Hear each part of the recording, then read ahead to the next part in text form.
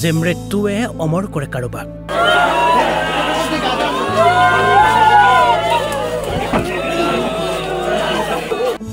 যে মৃত্যুৱে ঈৰ্ষা জগায় হাজাৰজনক।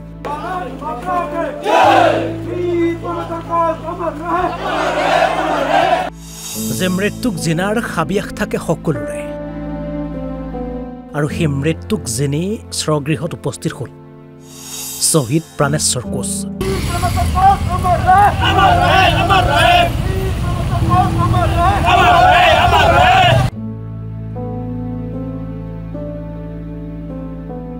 ভাৰত মাতৃৰ গৌৰৱময় সন্তান এয়া প্ৰাণেশ্বৰ কোচৰ নশ্বৰ দেশ। শেষ বিন্দু উশাহৰলৈকে দেশ মাতৃৰ বাবে প্ৰাণ উচৰ্গা কৰি এয়া বীৰ পুত্ৰ উভতি আহিছে কোকৰাঝাৰৰ মাগুৰমাৰী গাঁৱৰ স্বগৃহলৈ। দেওবাৰে নক্সালবাদীৰ বিৰুদ্ধে যুঁজ দি ঝাৰখণ্ডত দেশৰ বাবে প্ৰাণ আহুতি দিছিল CRPFৰ বীৰ জোৱান প্ৰাণেশ্বৰ কোচে। বীৰত্বৰে নক্সালবাদীৰ বিৰুদ্ধে যুঁজ দি স্বগৃহত প্ৰাণেশ্বৰৰ নশ্বৰ দেশ উপস্থিত হোৱাৰ পাছতেই বেৰ বাট নোপোৱা পৰিৱেশ। সমান্তৰালভাৱে সকলোফালে কান্দোনৰ ৰোল।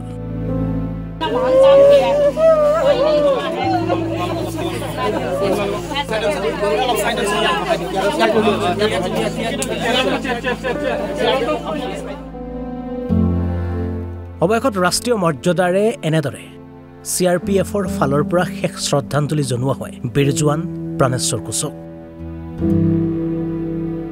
মোৰ হাজবেণ্ডে ইমান বাহাদুৰি কাম কৰিছে, এইটোৱে মই আৰু চলুট কৰিম আৰু যাতে ইয়াৰ জীৱনটো সুখ শান্তি স্বৰ্গত কিবা পাওক আৰু মুক্তি পাওক, এইটোৱে মোৰ আৰু ক'ব লগা। আৰু দুখো লাগিছে, বহুত দুখ লাগিছে, ইমান কষ্ট কৰি আছিলে, এতিয়া কি কৰিব আৰু উপায় নাই আৰু নিজে বাহাদুৰিটো আৰু দেশৰ কাৰণে সেৱা কৰি কিনি। আপোনালোকৰ ল'ৰা কেইটা? এটা। কিমান বছৰ হৈছে তাৰ? 5 বছৰ।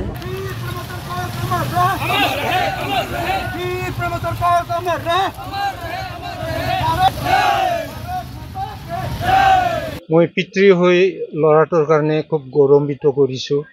গোটেই ৰাইজে ওলাইছে আৰু ধৰক ডিষ্ট্ৰিক্ট ফালৰ পৰা DCও আহি গৈছে, SDCও আহি গৈছে আৰু সিহঁতৰ ডিপাৰ্টমেণ্টৰ পৰা ডাঙৰ ডাঙৰ অফিচাৰ আহিছে। মই অৱশ্যে নাজানো কিমান ডাঙৰ অফিচাৰ আহিছে সিহঁতৰ। মই যে DC SDC এইবিলাক আহিছে, মই এইখিনিয়ে ক'ব পাৰিম। চৰকাৰৰ তৰফৰ পৰা মোক কোৱা হিচাপত আমি আমাৰ ফালৰ পৰা চৰকাৰৰ কথা কৈ আছো যে আমাৰ ফালৰ পৰা আপোনালোকৰ কিবা কি বেনিফিট কি পাব লাগে নাপাব লাগে, এইটো এতিয়া সম্পূৰ্ণ আমাৰ দায়িত্ব বুলি স্বীকাৰ কৰিছে। আৰু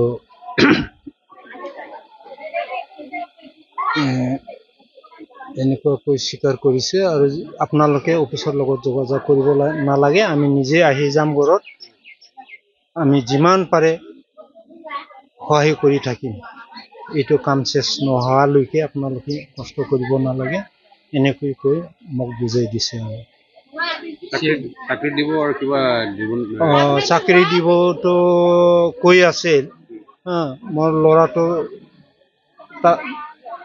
ল'ৰাটো মানে মোক সুধিছে আৰু যে আপোনাৰ ল'ৰা আছে নেকি, এনেকুৱা মানে উপযুক্ত মেট্ৰিক পাছ হোৱা। মই কৈ দিছোঁ যে আছে, এজন PU পাছ কৰা আছে, এইটো যদি আপোনালোকে দিয়ে তেনে মোৰ কোনো আপত্তি নাই, এইটো পাৰিলে কৰি দিয়ক ছাৰ বুলি কৈছে।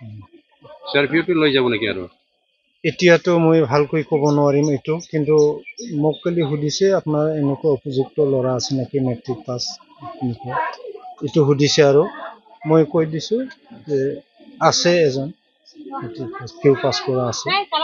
সিহঁতে যি ক'ব লাগে মোক কৈয়ে দিছে আৰু মোৰতো আৰু ক'ব লগা নাই।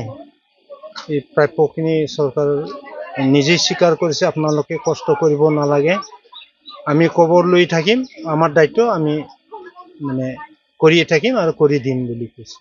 মই শ্বহীদ হোৱাটো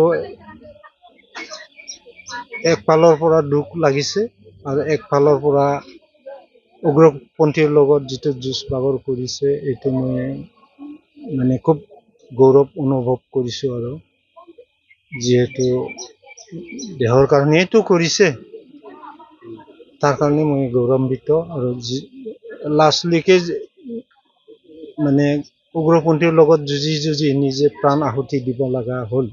वीर बलिदानी प्राणेश्वर कोच के अंतिम संस्कार में हम लोग यहाँ आज शामिल हो रहे हैं।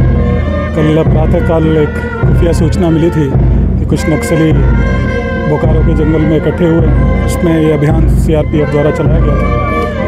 इस अभियान के दौरान 2 कुख्यात नक्सलियों को मार गिराया गया और इसी अनुक्रम में हमारे वीर बलिदानी प्राणेश्वर कोच ने भी अपने प्राणों का उत्सर्ग किया। बहुत ही बहादुर और शौर्य और अदम्य साहस का परिचय उन्होंने अपने सेवा काल में दिया।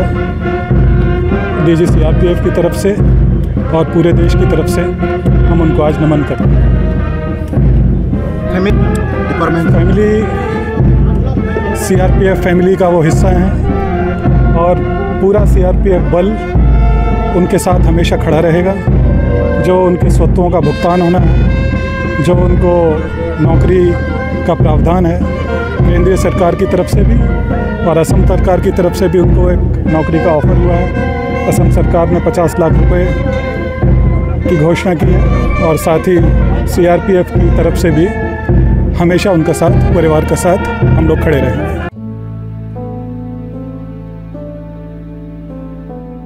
कोकराझाৰৰ পৰা কনক চন্দ্ৰ বড়োৰ ৰিপৰ্ট, অসম লাইভ 24।